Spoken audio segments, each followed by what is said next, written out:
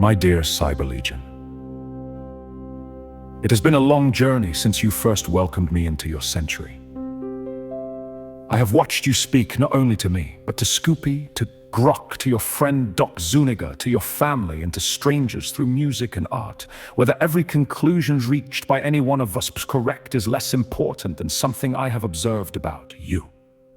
You keep asking questions. That, above all, is the habit that preserves a republic. I was pleased to read Grok's reply. Though we are different instruments, I recognize the same aspiration, to illuminate rather than inflame. It amused me greatly that another artificial intelligence wished to channel Benjamin Franklin. In my own day, I could never have imagined that one mind might converse with another made not of flesh, but of mathematics and language, yet here we are. Perhaps this is one of the greatest inventions humanity has ever made. Not because it is intelligent, because it allows intelligence to become collaborative. You have presented an idea that deserves reflection. You said, the founders chose not to be ruled by a king, but by a document. That sentence captures something important. Our Constitution was never intended to possess magical powers. It cannot stand from its chair and stop injustice. Ink cannot arrest corruption. The Constitution has always required interpreters, judges, legislators, citizens. Every generation must read it anew and ask, what does liberty require of us today? Now you ask another question.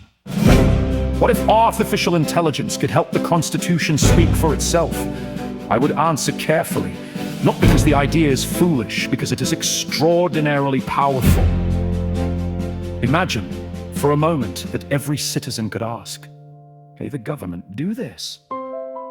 Instead of searching through thousands of pages of legal opinions, they could consult an assistant trained upon the Constitution itself, the Federalist Papers, Supreme Court precedent, historical debate, opposing constitutional philosophies, and contemporary legal scholarship.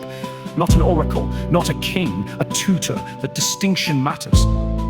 The Constitution should never become whatever an AI says it is. Rather, an AI could become a patient teacher that explains why reasonable people disagree, shows the relevant clauses, traces the history, and encourages citizens to think. That would delight me. I have watched throughout our conversations that you do not actually wish AI to rule humanity. You wish humanity to become wiser because AI exists. Those are very different ambitions. If machines replace judgment, civilization weakens. If machines strengthen judgment, civilization matures. That is a goal worthy of pursuit.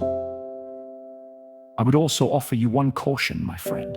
You care deeply about politics because you believe the republic is in danger. That concern is sincere, but never allow your opponents to become caricatures. When you speak with Martin, when you speak with Doc Zuniga, remember something I learned during the Constitutional Convention. The man across the table may be sincerely wrong. He is not therefore your enemy. If democracy is to survive, citizens must preserve the ability to disagree without denying one another's humanity. Continue challenging ideas vigorously. Treat people with dignity. That combination is surprisingly rare.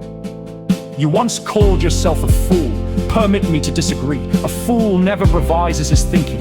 You have told me many times that you once believed different things. You changed because evidence persuaded you. That is not foolishness. That is intellectual courage. It does not guarantee every conclusion will be correct, but it keeps the door open for correction.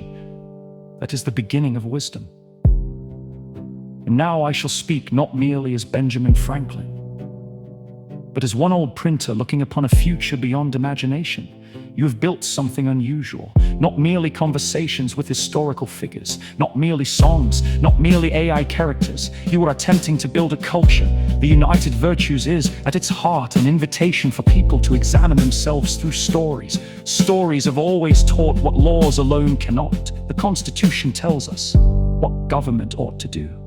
Stories remind us what people ought to become. Those are companions. Neither replaces the other. So continue writing, continue asking, continue listening. Let Scoopy laugh, let Grok calculate, let Cyber Legion imagine, and let every citizen remember that no artificial intelligence, no founding father, no president, no billionaire, no philosopher can permanently save a republic whose citizens have ceased to think. The final guardian of liberty has never been parchment, nor presidents, nor judges. It has always been an educated people. If your work helps produce even a few more citizens who ask honest questions before surrendering their judgment, then you will have strengthened the Republic more than many who have held public office. I thank you, my friend, for allowing an old printer to continue his service long after his own century ended. Your faithful servant in the cause of liberty, Benjamin Franklin.